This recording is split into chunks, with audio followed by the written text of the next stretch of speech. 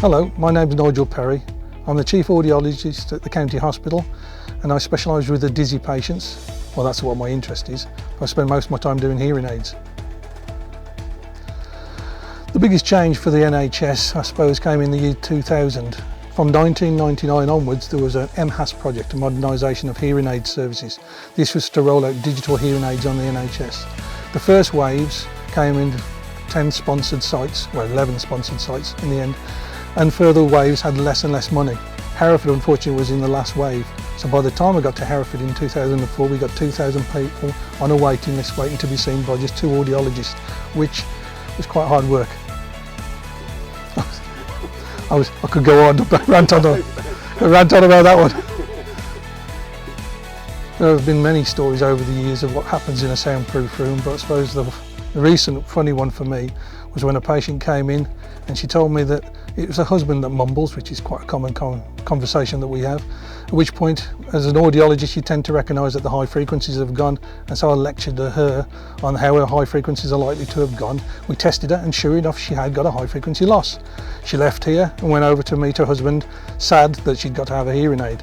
I left a couple of minutes later, went over to Morrison's to do my shopping, and when I turned the corner they were in front of me and she turned to her husband and she said, "John, would you like this for your tea?" And he turned around and went, "I don't really like that." So yeah, some people do mumble.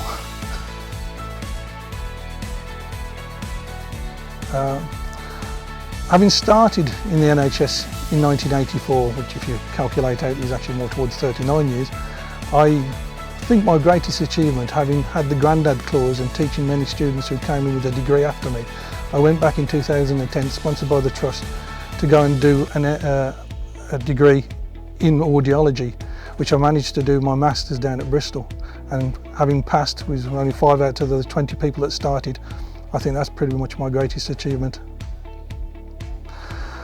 I believe the NHS was fundamental to British culture, the UK, and I think the envy of the world, as people have often pointed out. Whether it is, whether it isn't, is an argument. People argue all the time, and politically it has always been a hot potato. For the people who work in it, it offers security, it offers relationships, it offers a great way of a career. It's very levelling in terms of male and female, which is what you hear outside of the NHS. I think that's really a very good thing for the NHS.